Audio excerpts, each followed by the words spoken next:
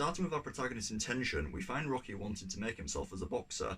He's desperate to know when he's due to be fighting again immediately after finishing a fight.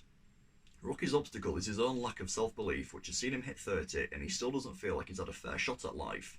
He's fighting in clubs and on small stages because he doesn't back himself to achieve anything. Will Rocky ever fulfill his potential as a boxer when he has such a negative view on himself? Next, our focus shifts onto the stakes of the story. Externally, Rocky's success as a boxer is what's at stake. If he fails to achieve something as a boxer, Rocky has nothing to fall back onto. Internally, it's how Rocky views and feels about himself. If Rocky fails to change his views, he'll forever be held back by self-doubt.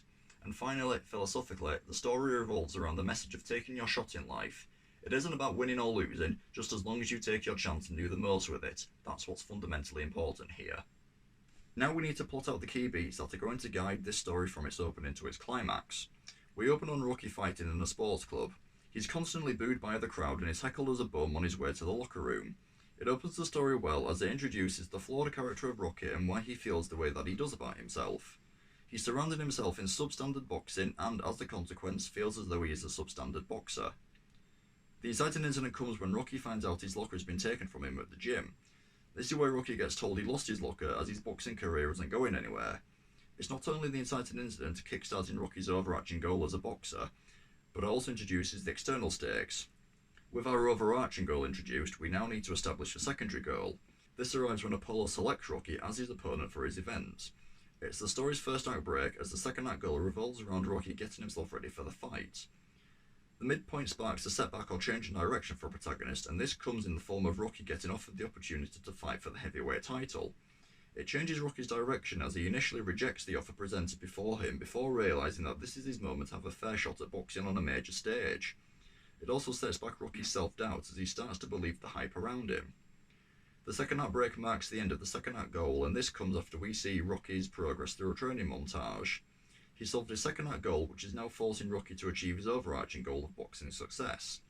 Finally, the climax shows Rocky's success in the ring against Apollo Creed after he went the distance in the fight. He held his own against the undisputed heavyweight champion of the world and took his chance.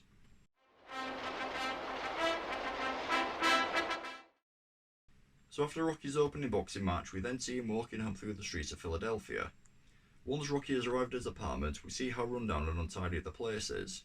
He practices saying something in front of the mirror, which is a good segue into the next card, as he says the phrase that he was practicing to Adrian, who works in the local pet store.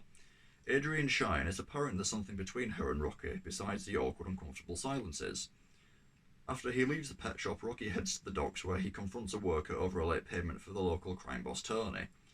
Tony later collects the payment from Rocky before dressing him down for not hurting the dock worker as instructed. This leads us to our inciting incident where Rocky is told why he's lost his locker and his stuff is on display on Skid Row. Once Rocky's left the gym, he heads back to the pet shop and talks to Adrian for a little while longer. She's still as unresponsive to Rocky as in the morning, prompting Rocky to go in search of Adrian's brother Paulie and ask him what's up with her. Whilst he's in the bar, he overhears the promotion campaign for Apollo Creed's heavyweight title fight. The bartender calls Apollo a clown, leading Rocky to introduce the philosophical stakes of the story by defending Apollo for taking his shot and becoming world champion. He deflects a remark back at the bartender, who mentions Rocky is unhappy with his own life. After leaving the bar, Rocky drags the youngest sister of a friend away from a feral group of kids. He lectures her on the importance of reputation, which establishes the internal stakes of the story, when Rocky asks himself who he is to talk about reputation. Next, Apollo has just received the news that his opponent for the heavyweight title fight has had to drop out due to injury and no other ranked contenders are available at such short notice. Apollo decides to give a Philadelphia underdog the shot at the title in an attempt to create a new publicity campaign around the event. The next day, Rocky gets his jobs from Tony and some money to treat Adrian on their date later today. Rocky gets defensive over Tony's driver's opinion towards Adrian. This leads us to the first act break, when Apollo selects the Italian stallion himself as his opponent in the heavyweight title fight.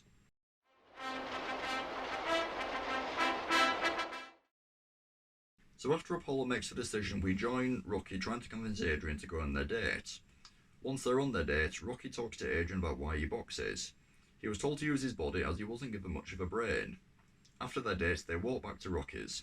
This is where Rocky threatens the internal stakes by declaring himself a bum and a moron. Rocky's negative view on himself may appear accurate on the outside, but he still holds himself back by using these excuses as a reason why he hasn't achieved anything. Rocky invites Adrian into his flat. They talk some more and eventually kiss. An external threat happens on the next card when Mickey tells Rocky that he's wasting his life and potential as a boxer. This is when Rocky gets given the information regarding the fight with Apollo Creed and heads to the promoter's office. It may appear as though it's a short first half of the second act, but if you look at the index card sheet via the link in the description below, you'll see that most of these cards are longer than usual. So once Rocky has accepted the invitation to fight Apollo Creed, he watches his press conference on the TV. When Paulie hears what Rocky's payday is going to be, he wants to get involved with Rocky's training. Rocky is adamant that he's going to train himself. Rocky is then given some money by Tony to help him towards his training. Tony is serious with Rocky about getting into shape for the fight. When Rocky is back at home, he gets a visit from Mickey. Mickey talks about his fighting experience and he failed because he didn't have any management. He says that he wants to manage Rocky so that he doesn't make the same mistakes. Rocky initially refuses Mickey after saying he never gave him help when he was first starting out. Rocky says how he never had a prime because of this, which threatens the philosophical stakes. Rocky never had the chance to prove himself and decides if he's going to make the most of his shots, and he could do with Mickey's experience and coaching. We then start to see Rocky's training regime and he struggles with his fitness. He starts boxing in Paulie's meat freezer and tells Adrian that he's taking his training seriously.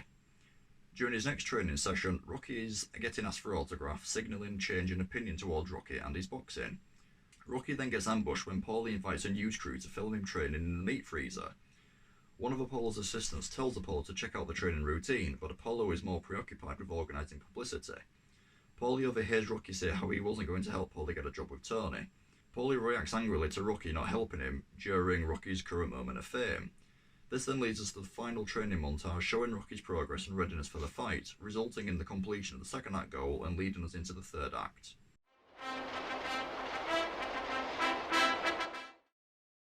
The third act starts with Rocky not being able to sleep, so he pays a visit to the venue. Here, he sees his poster image has the wrong shorts on it. The promoter says it doesn't really matter, and all that matters is the show. Rocky then goes home and says how he isn't good enough to beat Apollo. This is both an internal and external failure, as Rocky has gone back to doubting his own ability, and this will hamper his attempts to get something out of the fight. He mentions he's only interested in going the distance. We then see Rocky and Apollo getting ready in the locker room before Rocky makes his entrance to the ring. It's subdued, and the commentators are already writing off his chances by pointing out the negatives in Rocky's stats.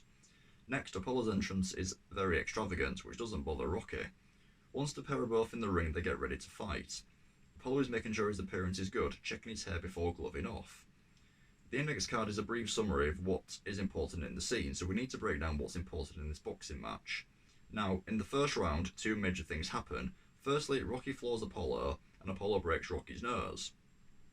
In the second round, only one major beat occurs, and it involves Apollo getting wound up by Rocky, who is put up a harder fight than expected.